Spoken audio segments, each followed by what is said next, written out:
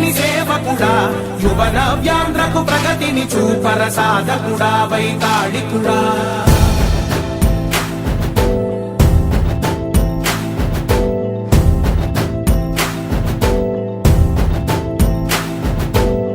ప్రతి ఇల్లు నిన్నే నిన్నే పిలిచింది, ప్రతి గడప నీకే స్వాగతమంటోంది,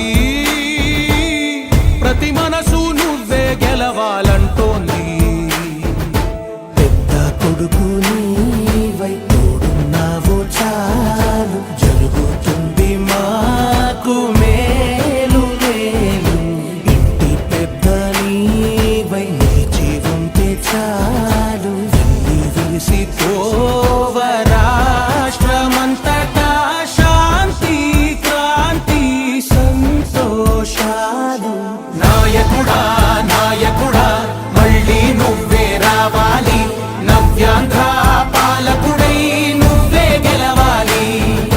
నాయకుడా నాయకుడా మా తోడై నువ్వుండాలి, మేమంతా నీ వెంటే ముందడుగెయ్యాలి. ప్రతి ఊరు నీ పరిపాలన కోరింది.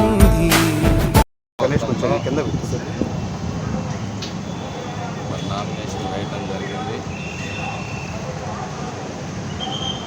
భగవంతుని ఆశీస్సులు, తెలుగు ప్రజల ఆశీస్సులు, ముఖ్యంగా మాచర్ల నియోజకవర్గ ప్రజల ఆశీస్సులు మాకు,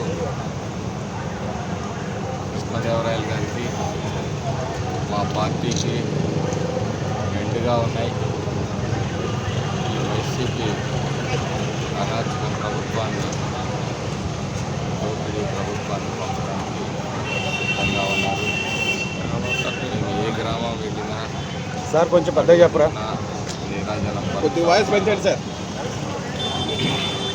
ఇది భవిష్యత్తు ఎన్నికల ఫలితాలని సూచిస్తూ ఉంది.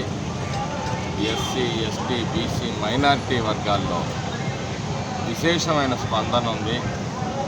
ఏ విధంగా దగా పడ్డామనేది వాళ్లే మాకు వివరించే పరిస్థితులు గ్రామాల్లో కనపడతా ఉన్నాయి. ఒక్క అవకాశం అంటూ మమ్మల్ని మోసం చేశాడు అని చెప్పేసి ప్రజలు మాకు వివరిస్తున్న పరిస్థితులు భవిష్యత్తులో తెలుగుదేశం పార్టీ, అలాగే మరి ఎన్డీఏ కూటమి, పవన్ కళ్యాణ్ గారు, బీజేపీ పార్టీ, ఈ ఎన్డీఏ కూటమి అధికారాన్ని కైవసం చేసుకోబోతోంది. ఈరోజు మేము వ్యవస్థల పట్ల కూడా మాకు కొంత నమ్మకం కలిగింది. కొత్తగా వచ్చిన ఎస్పీ గారు కానీ, మరి ఆర్ఓ గారు కానీ ఇక్కడ పరిస్థితుల్ని వాళ్ళు క్షుణ్ణంగా అబ్జర్వ్ చేస్తున్న తీరుని బట్టి మాకు ఒక నమ్మకం కలిగిందని చెప్పి సందర్భంగా తెలియజేస్తున్నాను. మాచర్లలో ప్రజాస్వామ్యం నిలబడుతుంది, ప్రజాస్వామ్యం గెలుస్తుంది. ప్రజలు న్యాయ నిర్ణేతలు వారు తెలుగుదేశం పార్టీని ఈ ప్రజాస్వామ్యాన్ని, మాచర్లలో ఈ అరాచకాన్ని, మానసత్వాన్ని రావడానికి ఖచ్చితంగా పోరాడతారు. అంటే ఓటు అనే ఆయుధంతో పోరాడతారని చెప్పేసి ఈ సందర్భంగా తెలియజేస్తూ, ఖచ్చితంగా ఇక్కడ మాచర్ల నియోజకవర్గంలో తెలుగుదేశం పార్టీ ఘన విజయాన్ని సాధించబోతుంది.